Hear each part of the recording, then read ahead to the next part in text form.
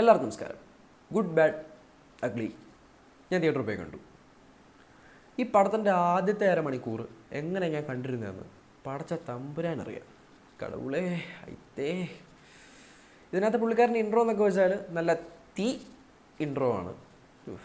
അതിങ്ങനെ ഒരു പാട്ടൊക്കെ വരും, G B you may God bless you എന്നൊക്കെ പറഞ്ഞുകൊണ്ട് സ്റ്റെപ്പ് ഇങ്ങനെയൊക്കെയാണ്. എനിക്കത് കണ്ടപ്പോൾ ശരിക്കും ഓർമ്മ വന്നു. അജിത്ത് മറ്റേ വിശ്വാസത്തിൽ ഡാൻസ് കളിച്ചിട്ടുണ്ട്, അത് ഭയങ്കര ട്രോളായിരുന്നു.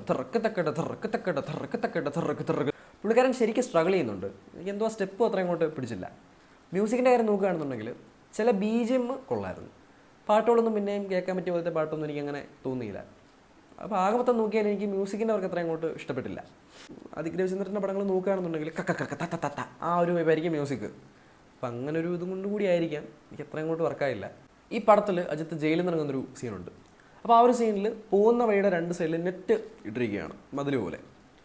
അപ്പോൾ ഈ രണ്ട് സൈഡിലും ആൾക്കാർ ഇങ്ങനെ കറക്റ്റ് റോ കോളം പോലെ ഇങ്ങനെ വരിയായിട്ട് മെട്രിക്സ് പോലെ നിന്നിട്ട് ചവറ് തുരണ്ടി തൂമ്പ കോടാലിയൊക്കെ ഉണ്ടെന്ന് തോന്നുന്നു എടുത്ത് ഇങ്ങനെ പൊക്കുകയാണ്.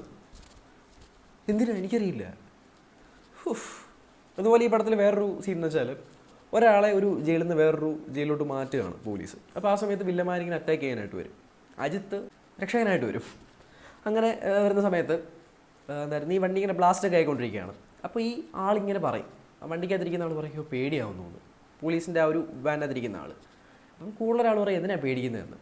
അപ്പോൾ വേറൊരു മുടിയൊക്കെ വെച്ചൊരുത്തർ ഇങ്ങനെ വന്നിട്ട് പില്ലി പില്ലി പില്ലി പില്ലേ പില്ലി പില്ലി പില്ലി പില്ലി പില്ലേ പില്ലി പില്ലി പില്ലി പില്ലി പില്ലി എന്ന് പറയുന്നത് തുടങ്ങും.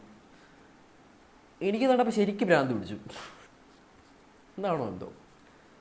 അർജുൻ ദാസ് കൊള്ളായിരുന്നു, കുഴപ്പമൊന്നുമില്ല. പുള്ളിക്കാരനെ മറ്റേ ഈ പടത്തിലെ DAGing വർക്കെല്ലാം ഭയങ്കര അടിപൊളിയായിരുന്നു. അജിത്തിൻ്റെ ഓരോ ലുക്കും DA ചെയ്തിരിക്കുന്നതെല്ലാം ഭയങ്കര നന്നായിട്ട് വന്നിട്ടുണ്ട്, എനിക്കിഷ്ടപ്പെട്ടു. പക്ഷേ അതിലൂടെ തീർത്ത് ഒരു VFX വേറൊരു സീനിൽ ബോറാക്കിയിട്ടുണ്ട്. അതായത് ഒരു വലിയ ഹോള്, അതിലൊരു 100-200 പേര് കാണും, അജിത്ത് അവർ അടിച്ചിടും.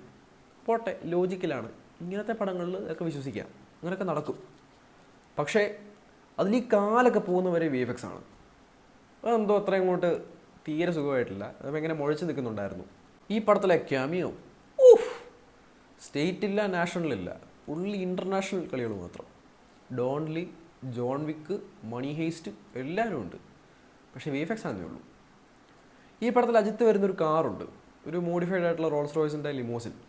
അത് കണ്ടാൽ തന്നെ മനസ്സിലാവും കഞ്ഞിക്ക് വകയില്ലാത്ത ഏതോ കൂതറ ഗാങ്സ്റ്ററാണ്.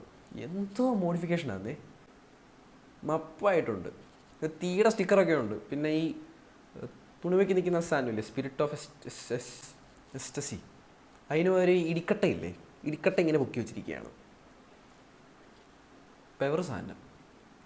ഈ പടം കാണാൻ വേണ്ടതെന്ന് ചോദിച്ചാൽ എന്തായിരുന്നു, your life your risk, your money your time your choice. കൂടുതലൊന്നും പറയാനില്ല. ഇഷ്ടപ്പെട്ടോന്ന് ചോദിച്ചാൽ സെക്കൻഡ് ഹാഫൊക്കെ കണ്ടിരിക്കുക. ഫസ്റ്റ് ഹാഫിൻ്റെ ആദ്യത്തെ അരമണിക്കൂർ സഹിക്കാൻ വയ്യ, അത് പറയാതിരിക്കാൻ പറ്റില്ല. എനിക്ക് അത്ര അങ്ങോട്ട് വർക്കായില്ല. നിങ്ങളുടെ ഇഷ്ടം, കാണണോ വേണ്ടയോ എന്നുള്ളത്.